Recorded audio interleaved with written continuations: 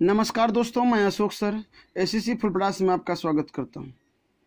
Friends, आज के class में हम 10th क्लास के बायोलॉजी का पहला चैप्टर जो एनसीईआरटी के 6ठे चैप्टर हैं उसे शुरू करने जा रहे हैं। फ्रेंड्स, उम्मीद करते हैं आपको ये क्लास अच्छा लगेगा और आप बेहतर तरीके से इस पहला चैप्टर अर्थात जैव प्रक्रम को समझेंगे। तो फ्रेंड्स, क्लास शुरू करने से पहले आपसे एक छोटी सी रिक्वेस्ट है, यदि आपने चैनल को अभी तक सब्सक्राइब नहीं किया है तो चैनल को सब्सक्राइब कर घंटी के आइकन को दबा लें ताकि आगे आने वाले वीडियो का नोटिफिकेशन आपको मिल सके। फ्रेंड्स, यदि आपको अच्छा लगे, यदि क्लास आपको अच्छा लगे तो आप लाइक अवश्य करिएगा।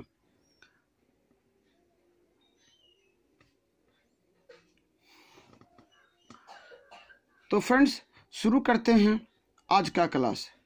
तो फ्रेंड्स, आज हम लोग बायोलॉजी का पहला चैप्टर जैव प्रक्रम, जिसे लाइफ प्रोसेस कहते हैं, उसके बारे में जानते हैं कि फ्रेंड्स कि जो जैव होती है, जो सजीव है, उसका जो लाइफ प्रोसेस है, जीने की प्रक्रम है, जीवित रहने की प्रक्रम है, उसके बारे में जानकारी प्राप्त करते हैं। तो फ्रेंड्स, सबसे पहला टॉपिक हमारा आता है सजीव या जैव, जिसे हम लिविंग कहते हैं, जिसे लिविंग कहते हैं।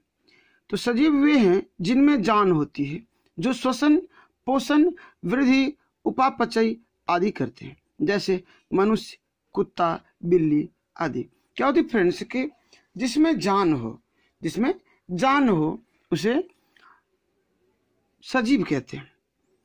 तो क्या होती है फ्रेंड्स कि जान, जैसे मनुष्य में जान है, हम मनुष्य हैं तो हम में जान है, हम चल फिर सकते हैं, हम बोल सकते हैं, खाए हुए चीज़ों को पचा सकते हैं, हम बड़ वृद्धि कर सकते हैं, हम अपना पोषण कर सकते हैं, हम सांस ले सकते हैं। ये सारी चीज़ें हम कर सकते हैं क्योंकि हम जीवित हैं। वही काम कुत्ता बिल्ली भी करता है, आगे और सजीव भी करता है, पेड़ पौधे भी करता है, भोजन अपना बनाता है, वो वृद्धि करता है, हमें फल देता है, ये सारी चीज़ें करती है। और अगला टॉपिक आता है निर्जीव या अजैव, नॉन लिविंग। निर्जीव वे हैं जिसमें जान नहीं होते, जो श्वसन, पोषण, उपापचय आदि नहीं करते हैं, जैसे कुर्सी, टेबल, किताब आदि। क्या होती फ्रेंड्स कि जिसमें जान ना हो उसे निर्जीव कहते हैं। जो श्वसन ना करे, जो पोषण ना करे, उपापचय ना करे, उसे कहते हैं निर्जीव। तो फ्रेंड्स, ध्यान रखिएगा कि एक वृद्धि ऐसा चीज है जो वृद्धि निर्जीव में भी नहीं होती, परंतु कुछ निर्जीव ऐसे होते हैं जिसमें वृद्धि होती है। जैसे क्या कि हम सजीव हैं तो हमारा वृद्धि भार और आकार दोनों रूप से होते हैं, हमारे कोशिकाओं में भी वृद्धि होती है, परंतु कुछ निर्जीव ऐसे होते हैं जो ओनली फॉर भार के विचार से वृद्धि करते हैं, जैसे पत्थर भार के विचार से वृद्धि करते हैं। अगर पत्थर को पानी मिलता रहे, नमी मिलता रहे और उस पर परत दर परत धूल कण जमती रहे तो वह जम के फ्रेंड्स एक समय ऐसा आता है कि एक बार पत्थर का रूप धारण कर लेता है। इसलिए फ्रेंड्स, हम इसमें ऐसा नहीं लिखे हैं कि जिसमें श्वसन ना हो, पोषण ना हो, वृद्धि ना हो। वृद्धि निर्जीव में होती है फ्रेंड्स। हाँ फ्रेंड्स, ये बात है कि वृद्धि की बात आपके 10th क्लास के बायोलॉजी में नहीं की गई है, परंतु ये आगे क्लास के बायोलॉजियों में, जैसे 11th हो गया, 12th हो गया, इसमें ये बताया गया है कि जो वृद्धि है वो निर्जीव में होती है। तो फ्रेंड्स, हमें इतना समझना है कि वृद्धि निर्जीव में भी होती है, सारे निर्जीव में नहीं, कुछ निर्जीव में जरूर होती है। तो फ्रेंड्स, ये था कुछ बेसिक कि सजीव और निर्जीव किसे कहते हैं। अब आते हैं फ्रेंड्स अपने चैप्टर के डिफिनीशन पर।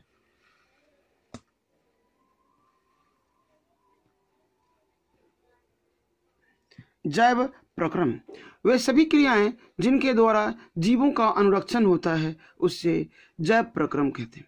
वे सभी क्रियाएं जिनके द्वारा जीवों का अनुरक्षण होता है, उसे जैव प्रक्रम कहते हैं। अथवा वे क्रियाएं जो जीवों को जीवित कहलाने के लिए आवश्यक होती है, उसे जैव प्रक्रम कहते हैं। क्या होती फ्रेंड्स कि जो सजीव को ही जीव कहते हैं, जो जीव को जीवित कहलाने योग्य क्रियाएं हैं वे सभी जैव प्रक्रम के अंतर्गत आते हैं। जैसे क्या होती है फ्रेंड्स कि हमें कोई काम सौंपा गया और तो वह काम हम अपने हिसाब से करते हैं। उसी प्रकार हमारा बॉडी, हमारा शरीर जीवित रहने के लिए अनेक प्रकार की क्रियाएं करती है। वह सारी क्रियाएं जैव प्रक्रम के अंतर्गत आती है। जैव प्रक्रम के अंतर्गत आने वाले प्रक्रम हैं पोषण है, श्वसन है, वहन या परिवहन है और उत्सर्जन है। फ्रेंड्स, हमें पोषण के लिए भोजन करना पड़ता है और भोजन को पचाने के लिए श्वसन की क्रिया करनी होगी। और जब श्वसन करेंगे तो उसे संपूर्ण शरीर में एक जगह से दूसरी जगह भेजना होगा, जो परिवहन या वहन कहलाता है। और जो बेकार पदार्थ बचेंगे उसे बाहर निष्कासित करना होगा, जिसे हम उत्सर्जन कहते हैं। तो आगे आते फ्रेंड्स, सबसे पहले पोषण पर चर्चा करें, जिसे इंग्लिश में न्यूट्रिशन कहते हैं।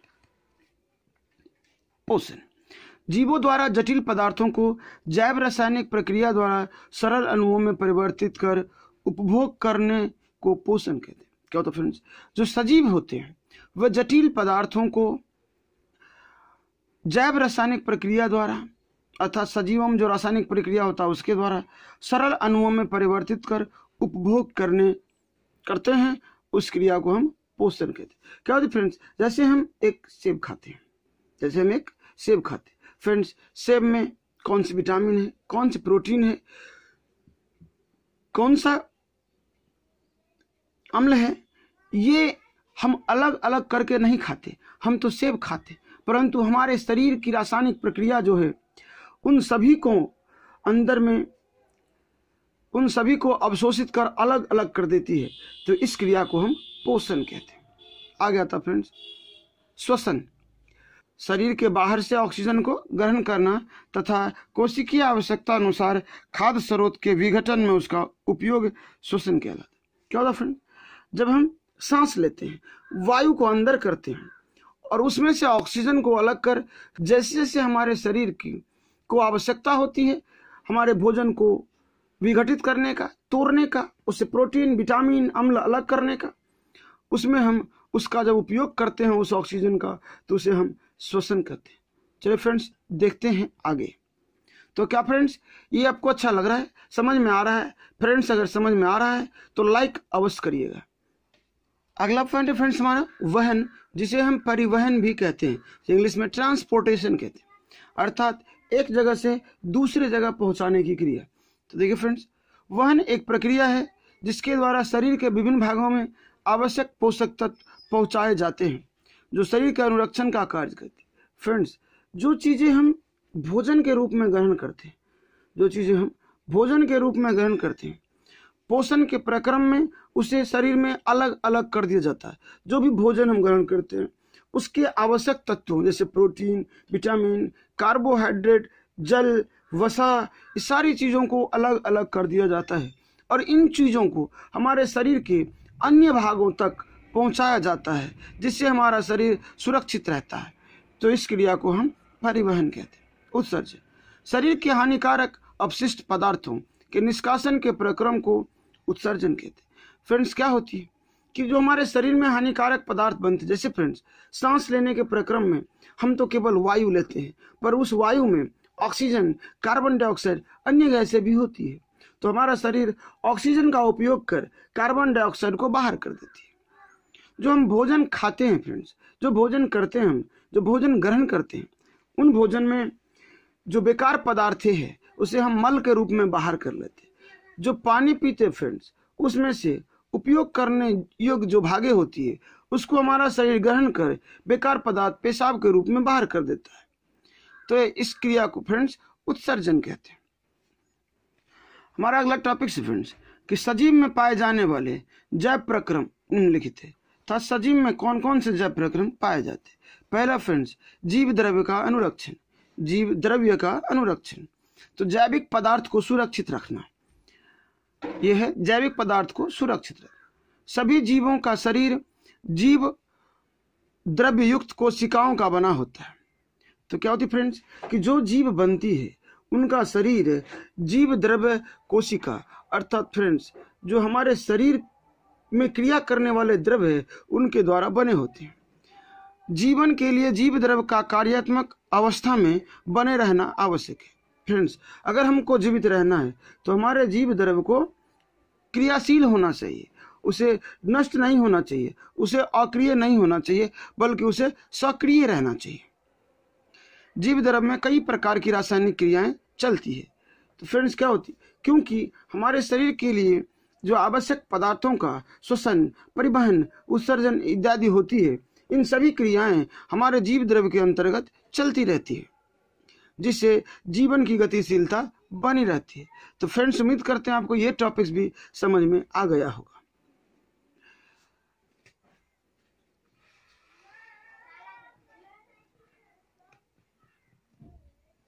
अगला फ्रेंड्स, उपापचय। सजीव के शरीर में होने वाली सभी प्रकार की क्रियाओं को उपापचय कहते हैं। फ्रेंड्स, जब हमारा शरीर, हमारा बॉडी कोई भी क्रिया करता है अंदर, उसे हम उपापचय कहते हैं। आगे पोषण। तो पोषण का डिफिनेशन फ्रेंड्स हम पहले भी पढ़ चुके हैं। सजीवों द्वारा भोजन प्राप्त करने से लेकर इसका अवशोषण होने योग्य सरलतम रूप में परिवर्तन को पोषण कहते हैं। अगला फ्रेंड्स, श्वसन, जिसके बारे में हम पीछे भी पढ़ चुके हैं। अगला है वृद्धि। प्राय सभी जीवों के शरीर आकार में वृद्धि होती है। प्राय सभी जीवों के शारीरिक आकार में वृद्धि होती है। जंतुओं में वृद्धि एक निश्चित समय सीमा तक होती है, जबकि पौधों में वृद्धि जीवन पर्यंत तक होती है। क्या होती है फ्रेंड्स, कि जो जीव है, जो सजीव है, उसमें शारीरिक आकार में वृद्धि होती रहता है। परंतु इतना याद रखना फ्रेंड्स कि जंतुओं में एक निश्चित समय सीमा तक वृद्धि होती है, एक निश्चित सीमा तक वृद्धि होती है, परंतु पौधों में वृद्धि जीवन पर्यंत चलता है। अर्थात पौधा जब तक जीवित रहता है उसका आकार बढ़ते रहता है, उसकी लंबाई बढ़ती रहती है, परंतु मनुष्य या कोई और जंतु, उसका हाइट, आकार, ऊंचाई नहीं बढ़ता है फ्रेंड्स। अगर ऐसा होता फ्रेंड्स तो शायद अनर्थ हो जाता, क्योंकि ना हमें रहने के लिए घर मिलती, ना हम चल फिर पाते सही से, क्योंकि पृथ्वी का गुरुत्वाकर्षण हमें चलने ना देती। अगर हम एक बार गिर जाते तो फिर शायद खराब भी ना हो पाते। तो इसी कारण हमारे शरीर का आकार एक निश्चित समय सीमा तक बढ़ती है, परंतु पेड़ पौधे आजीवन बढ़ते रहते हैं। जब तक जीवित रहते हैं तब तक बढ़ते रहते हैं।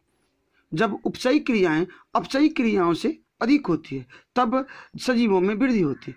अगला फ्रेंड्स, पदार्थों का आदान प्रदान। सजीव हमेशा वातावरण के संपर्क में होते, वे वातावरण से कुछ उपयोगी पदार्थों को ग्रहण करते हैं एवं अनुपयोगी पदार्थों को वातावरण में छोड़ देते हैं। क्या होता फ्रेंड्स, कि जो मनुष्य है, जो सजीव है, पौधा है और जंतु है, ये क्या होते हैं कि हमेशा वातावरण के संपर्क में रहते हैं, और जो उपयोगी पदार्थ है वह वातावरण से ग्रहण करते हैं, जो बेकार पदार्थ है उसे वातावरण में छोड़ देते हैं। क्या होती फ्रेंड्स, ऐसे मनुष्य वातावरण से वायु लेते हैं, परंतु ऑक्सीजन को अंदर रख कार्बन डाइऑक्साइड को बाहर कर देते हैं। हम भोजन ग्रहण करते हैं, फल ग्रहण करते हैं, परंतु जो बेकार पदार्थ उसका भाग है उसे हम फिर प्रकृति में, वातावरण में छोड़ देते हैं।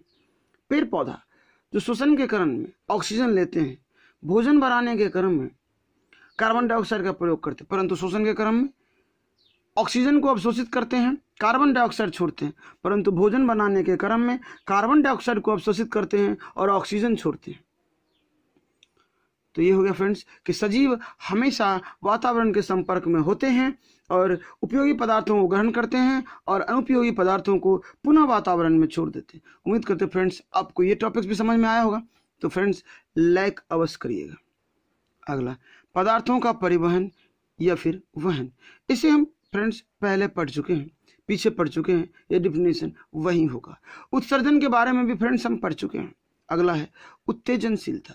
सजीव वातावरण में होने वाले परिवर्तनों के अनुसार प्रक्रिया करते, उसे सजीवों में उत्तेजनशीलता कहते। क्या होती फ्रेंड्स, कि जब वातावरण में किसी प्रकार की प्रक्रिया होती है, जैसे अधिक धूप लगती है तो हम क्या करते फ्रेंड्स, हमारे शरीर में एक प्रकार की उत्तेजना आ जाती है। धूप लगती है हम छांव ढूंढते हैं, ठंडी लगती है हम गर्म चीजें ढूंढते हैं। गर्मी में फ्रेंड्स कोई आग के पास नहीं जाता, परंतु ठंडी में वही आग के पास जाता है, वही धूप में जाता है। तो ये फ्रेंड्स हो गया कि वातावरण में होने वाले परिवर्तनों के अनुसार हम प्रक्रिया करते हैं, तो वह उत्तेजनशीलता कहलाती है। फ्रेंड्स उम्मीद करता है यह टॉपिक भी आपको समझ में आ गया होगा। आगे फ्रेंड्स, पोषण के प्रकार। पोषण के प्रकार यहां पर है फ्रेंड्स कि स्वपोषी पोषण। स्वपोषी पोषण, वैसे सजीव जो अपना पोषण स्वयं प्राप्त करते हैं उसे स्वपोषी कहते हैं। वैसे सजीव जो अपना पोषण स्वयं प्राप्त करते हैं उसे स्वपोषी कहते हैं। स्वपोषी पोषण में पौधे सूर्य के प्रकाश की उपस्थिति में कच्ची अकार्बनिक सामग्रियों द्वारा अपना भोजन स्वयं संश्लेषित करते हैं। स्वपोषी जीवों के द्वारा भोजन का उत्पादन होता है, इसलिए उन्हें उत्पादक कहते हैं। कुछ जीवाणु भी स्वपोषी होते हैं जिन्हें स्वपोषी जीवाणु कहते हैं। क्या होता है फ्रेंड्स कि वैसे सजीव जो अपना पोषण स्वयं प्राप्त करते वह स्वपोषी कहलाते। क्या होता है फ्रेंड्स कि जो जीव अपना भोजन स्वयं ग्रहण करे, अपने शरीर में स्वयं संश्लेषित कर ले, उसे दूसरे पदार्थों पर निर्भर न रहना पड़े, उसे हम स्वपोषी कहते। जैसे सभी हरे पौधे, लगभग वैसे हरे पौधे जिसमें क्लोरोफिल उपस्थित होता है, वैसे हरे पौधे जिसमें क्लोरोफिल उपस्थित होता है वह प्रकाश की उपस्थिति में स्वयं भोजन संश्लेषित कर लेती है फ्रेंड्स। परंतु कुछ पौधे ऐसे होते हैं जिसमें क्लोरोफिल ना हो तो वो स्वपोषी नहीं कहलाते।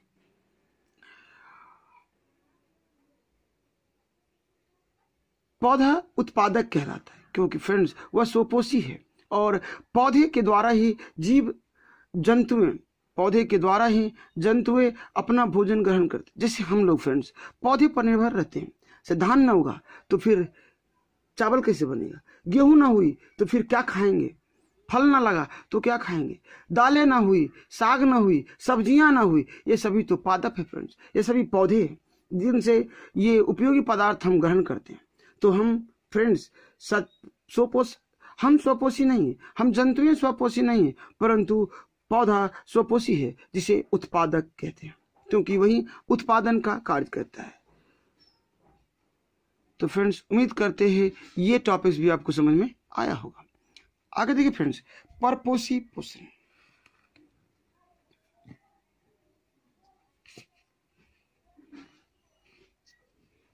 परपोषी पोषण, वैसे सजीव जो अपना भोजन अर्थात पोषण दूसरे जीवों से प्राप्त करते हैं उसे परपोषी कहते हैं। जंतु एवं अहरित पौधे अपने पोषण के लिए हरे पौधों पर या अन्य कार्बनिक पदार्थों पर निर्भर होते हैं, इसलिए उन्हें परपोषी कहते हैं। क्या होता है फ्रेंड कि जो जीव स्वयं भोजन संश्लेषित ना कर सके, जिसके शरीर में भोजन ना बनता हो, उसे क्या कहते हैं फ्रेंड्स, परपोषी कहते हैं। उसे परपोषी कहते हैं। जैसे हम जंतुएं भोजन प्राप्त करने के लिए पौधे अर्थात उत्पादक पर निर्भर रहते, इसीलिए हम परपोषी हैं। कुछ ऐसे पौधे जिसमें क्लोरोफिल न पाया जाता उसे अहरित पौधे कहते हैं। वे भी उत्पादक पर भोजन के लिए निर्भर रहते या फिर दूसरे कार्बनिक पदार्थों से भोजन ग्रहण करते हैं। फ्रेंड्स कि क्लोरोफिल की उपस्थिति के कारण ही क्लोरोफिल की अनुपस्थिति के कारण ये जीव प्रकाश संश्लेषण की क्रिया को करने में सक्षम नहीं होते। कुछ जीवाणु ऐसे हैं जिनमें प्रकाश संश्लेषण की क्रिया होती है।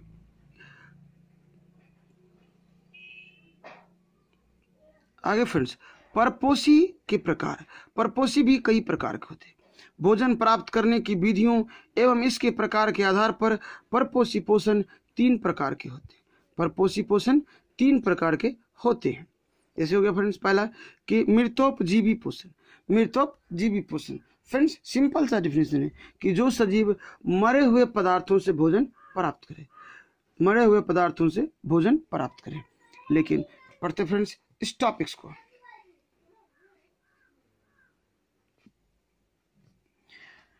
सजीव जब अपना पोषण मृत कार्बनिक पदार्थों से प्राप्त करते हैं, सजीव जब अपना पोषण मृत कार्बनिक पदार्थों से प्राप्त करते हैं तो इस प्रकार के पोषण को मृतोपजीवी पोषण कहते हैं। जैसे कवक, ईस्ट, मोल्ड, मशरूम, बैक्टीरिया आदि, ये सभी एक प्रकार के पौधे हैं जो मृतोपजीवी पोषण प्राप्त करते हैं। क्या होता है फ्रेंड्स कि जो जीव, जो सजीव, जो लिविंग वस्तुएं, जो लिविंग थिंग्स दूसरे पदार्थों से, अर्थात जो सजीव, जो जीव, जो लिविंग थिंग्स अपना पोषण के लिए सड़े गले मरे हुए पदार्थों पर निर्भर करते हैं, सड़े गले या मरे हुए पदार्थों पर निर्भर करते हैं। जो सजीव, जो जीव या फिर जो लिविंग थिंग अपना पोषण सड़े गले कार्बनिक पदार्थों से प्राप्त करते या मरे हुए कार्बनिक पदार्थों से प्राप्त करते हैं, उसे इस प्रकार के पोषण को मृतोपजीवी पोषण कहते हैं। इस प्रकार के पोषण को मृतोपजीवी पोषण कहते हैं। जैसे फ्रेंड्स, कवक, ईस्ट, मोल्ड, मशरूम, बैक्टीरिया आदि, ये सभी मरे हुए मृत कार्बनिक पदार्थों से भोजन प्राप्त करते हैं। ये सभी एक प्रकार का पादप है फ्रेंड्स, पौधा है जो दूसरे पदार्थों पर अपने पोषण के लिए निर्भर रहता है। ये एक प्रकार का परपोषी जीव है, परपोषी पौधा है। तो इस प्रकार के पोषण को फ्रेंड्स हम मृतोपजीवी पोषण कहते हैं। फ्रेंड्स, क्या होती है कि ये मृतोपजीवी जीव जटिल अणुओं का विघटन करते हैं। ये मृतोपजीवी जीव जटिल अणुओं का विघटन करते हैं, इसलिए इसे अपघटक भी कहते हैं। जैसे फ्रेंड्स, क्या होता है कि हमने एक सड़े हुए सेब या कुछ भोजन या फिर कुछ आलू सड़े हुए था, हमने उसे बाहर रख दिया। वह क्या होता है फ्रेंड्स कि आलू नहीं रहता, धीरे धीरे उसमें जीवाणु लग जाते हैं, उसे और सड़ा देते हैं, उससे अपना भोजन प्राप्त करते हैं और उसमें जितने भी पदार्थ उपस्थित होते हैं जैसे नाइट्रोजन, कार्बोहाइड्रेट, ये सब चीजें होती है, उसे अपघटित कर पुनः वायुमंडल में पहुंचा देता है, उसे छोड़ देता है वायुमंडल में। तो इसलिए इसे हम अपघटक भी कहते हैं। फ्रेंड्स, उम्मीद करते हैं आपको ये टॉपिक्स भी समझ में आया होगा। तो फ्रेंड्स, लाइक अवश्य करिएगा और अपने दोस्तों को भी शेयर करिएगा, जिनसे उन्हें भी बायो समझ में आ सके और अपने आप को बायोलॉजी सब्जेक्ट में बेहतर बना सके। अगला टॉपिक हमारा फ्रेंड्स परजीवी पोषण। परजीवी पोषण, परजीवी पोषण में एक जीव दूसरे जीव से पोषण प्राप्त करते हैं। परजीविता दो जीवों का ऐसा संबंध है जिसमें एक जीव दूसरे जीव पर अपने पोषण प्राप्ति के लिए पूर्ण रूप से आश्रित रहते हैं।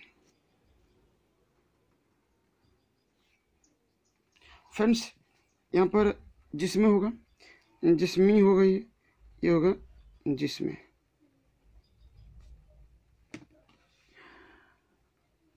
परजीवी पोषण में एक जीव दूसरे जीवों से पोषण प्राप्त करते हैं। परजीविता दो जीवों का ऐसा संबंध है जिसमें एक जीव दूसरे जीव पर अपने पोषण प्राप्ति के लिए पूर्ण रूप से आश्रित होते हैं। इस प्रकार के संबंध में जीव जो दूसरे से पोषण प्राप्त करते हैं उसे परजीवी कहते हैं, तथा वह जीव जिनके द्वारा पोषण प्राप्त होता है उसे पोषी कहते हैं। फ्रेंड्स, शायद आपको अभी ये टॉपिक समझ में ना आया हो, तो फ्रेंड्स हम इसे समझाते हैं। क्या होता है फ्रेंड्स कि परजीवी पोषण में ऐसा होता है कि दो जीवों की जरूरत होती है। एक जीव वह जो दूसरे जीव से पोषण प्राप्त करे। जो जीव दूसरे जीव से पोषण प्राप्त करते हैं उसे परजीवी कहते हैं। परंतु फ्रेंड्स, जिस जीव से पोषण प्राप्त करते हैं उसे हम क्या कहते हैं, उसे पोषी कहते हैं। चलिए फ्रेंड्स, उदाहरण के तौर पर हम लोग ये एक घरेलू उदाहरण ले लेते हैं जो नॉर्मल भाषा में हम समझ लेते हैं। जैसे फ्रेंड्स, जू अर्थात फ्रेंड्स ढील, जिसे ढील कहते हैं, जो बालों में पाया जाता है, वह क्या करता है फ्रेंड्स, हमारे से ही पोषण प्राप्त करता है। तो हम उस जू के लिए, उस ढील के लिए पोषी है, परंतु जू परजीवी पोषण करता है उसे परजीवी कहते हैं, क्योंकि वह दूसरे जीव पर निर्भर रह के पोषण करता है, इसलिए उसे परजीवी कहते हैं। अगला फ्रेंड्स प्राणी संपोषण। जीव जब अपना भोजन ठोस कार्बनिक पदार्थों से प्राप्त करते हैं, जब अपना भोजन ठोस कार्बनिक पदार्थों से प्राप्त करते हैं तो इसे प्राणी संपोषण कहते हैं। इस प्रकार का पोषण जंतुओं में पाया जाता है। क्या होता है फ्रेंड्स, जब जीव ठोस पदार्थों को, जैसे सेब खाते हैं, सेब एक ठोस पदार्थ है फ्रेंड्स, वहाँ रोटी खाते हैं, वह भी एक प्रकार का ठोस पदार्थ ही है। जब हम ऐसे भोजन खाते हैं, बिस्किट खाते हैं, ये सभी ठोस पदार्थ ही होते हैं। तो क्या होती है कि जो जीव भोजन ठोस पदार्थ के रूप में ग्रहण करे उसे क्या कहते हैं फ्रेंड्स, प्राणी संपोषण। प्राणी संपोषण, क्योंकि ये जीव क्योंकि इस प्रकार का पोषण जंतुओं में होता है और जंतु को ही प्राणी कहते हैं, इसलिए ऐसे पोषण को प्राणी संपोषण कहा जाता है। फ्रेंड्स, उम्मीद करते हैं ये पोषण भी आपको समझ में आया होगा। अगला टॉपिक है फ्रेंड्स, पौधों में पोषण। पौधों में पोषण, हरे पौधों में स्वपोषी पोषण होता है। इस विधि द्वारा होने वाले पोषण में सरल अकार्बनिक अणुओं से जटिल अकार्बनिक अणुओं का संश्लेषण होता है। कहता फ्रेंड्स कि पौधा जो पोषण करता है उसमें से क्या होता है फ्रेंड्स, वह जो पोषण करता है उसके लिए पौधे के पोषण के रूप में सरल अकार्बनिक अणु से जटिल अकार्बनिक अणु का निर्माण होता है। परंतु फ्रेंड्स, जो पौधा को छोड़कर जो परपोषी जीव है जैसे मनुष्य और जंतु है, इसमें क्या होती है फ्रेंड्स कि जटिल अकार्बनुओं का विघटन सरल कार्बनिक अणुओं में हो जाता है। जटिल पदार्थों का विघटन सरल पदार्थों के रूप में होता है। परंतु फ्रेंड्स, सरल पदार्थों का संश्लेषण जटिल पदार्थों के रूप में होता है, उसे हम स्वपोषी पोषण कहते हैं। तो हरे पौधों में स्वपोषी पोषण होता है। इस विधि द्वारा होने वाले पोषण में सरल अकार्बनिक अणुओं से जटिल कार्बनिक अणुओं का संश्लेषण होता है। हरे पौधे क्लोरोफिल की उपस्थिति के कारण कार्बन डाइऑक्साइड एवं जल के अणुओं से प्रकाश की उपस्थिति में भोजन का संश्लेषण करते हैं। इस प्रक्रिया को प्रकाश संश्लेषण कहते हैं। क्या होता है फ्रेंड्स कि सजीव जगत के अंतर्गत पादप जो है वह सरल अकार्बनिक पदार्थों से भोजन ग्रहण कर कार्बनिक पदार्थ का निर्माण करते हैं, अर्थात जिसे हम कार्बोहाइड्रेट कहते हैं। फ्रेंड्स, पौधा तो सरल से जटिल का निर्माण करते हैं। पौधा सरल कार्बनिक अणुओं से जटिल कार्बनिक अणुओं का निर्माण करते हैं। सरल अकार्बनिक अणुओं से जटिल कार्बनिक अणुओं का निर्माण करते हैं। परंतु फ्रेंड्स, जंतुएं जो पोषण करती है, क्योंकि वह परपोषी पोषण है, उसमें जटिल कार्बनिक अणुओं का विघटन सरल पदार्थों के रूप में हो जाता है। तो क्या होती है फ्रेंड्स कि पौधा जो होता है वह सूर्य प्रकाश की उपस्थिति में कार्बन डाइऑक्साइड और धरती से लिए गए जल के द्वारा कार्बोहाइड्रेट का निर्माण करता है, जिसे ग्लूकोज कहते हैं। तो फ्रेंड्स, ये रहा उसकी अभिक्रिया। परंतु फ्रेंड्स, ये इक्वेशन अभी बैलेंस नहीं है। प्रकाश संश्लेषण की ये क्रिया बैलेंस नहीं है, तो इसे बैलेंस करते हैं। ये होगा फ्रेंड्स यहाँ पर। तो फ्रेंड्स यहाँ देखिए कि 6C कार्बन तो बैलेंस हो गया फ्रेंड्स, परंतु H अभी भी 12 2 14 है। यहाँ पर 7 लगाने से होगा नहीं फ्रेंड्स, क्योंकि तब ऑक्सीजन अनबैलेंस हो जाएगी। तो यहाँ पर क्या करना है फ्रेंड्स,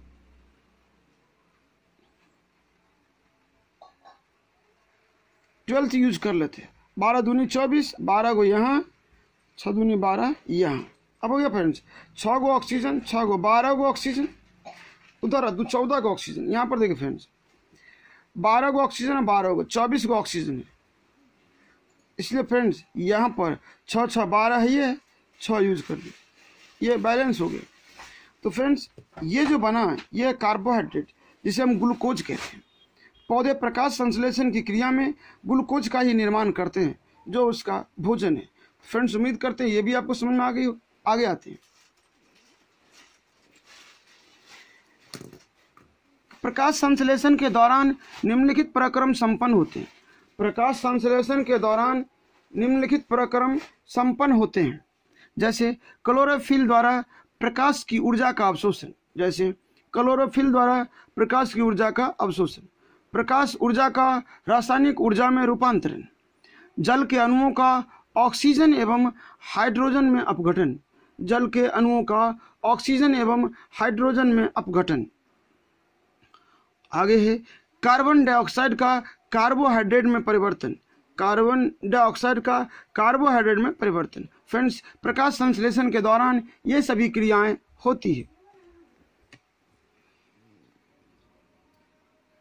अगला टॉपिक से फ्रेंड्स हमारा कि प्रकाश संश्लेषण के लिए आवश्यक परिस्थितियां क्या सब है, क्या क्या चीजें जरूरी है, प्रकाश संश्लेषण के लिए कौन कौन सी चीजों की आवश्यकता होती, वो यहाँ पर। तो देखिए फ्रेंड्स, प्रकाश संश्लेषण के लिए निम्नलिखित परिस्थितियों का होना आवश्यक है। प्रकाश संश्लेषण के लिए निम्नलिखित परिस्थितियों का होना आवश्यक है। पहला हो गया क्लोरोफिल की आवश्यकता। फ्रेंड्स, अगर पौधा में क्लोरोफिल उपस्थित ना हो तो प्रकाश संश्लेषण नहीं कर पाएगा, इसलिए क्लोरोफिल अनिवार्य है। सूर्य प्रकाश की उपस्थिति, फ्रेंड्स, पौधा सूर्य प्रकाश की उपस्थिति में ही रासायनिक अभिक्रिया करता है, अर्थात कार्बन डाइऑक्साइड और जल से संयोग कर भोजन का निर्माण करता है, जिसे हम प्रकाश संश्लेषण कहते हैं। फ्रेंड्स, नाम से यह स्पष्ट है कि प्रकाश संश्लेषण के लिए प्रकाश आवश्यक है। अगला फ्रेंड्स, CO2 की उपस्थिति। फ्रेंड्स, अगर कार्बन डाइऑक्साइड न हुआ तो कार्बोहाइड्रेट का निर्माण नहीं होगा, इसलिए फ्रेंड्स कार्बन डाइऑक्साइड भी अनिवार्य है। अगला H2O अर्थात जल की उपस्थिति।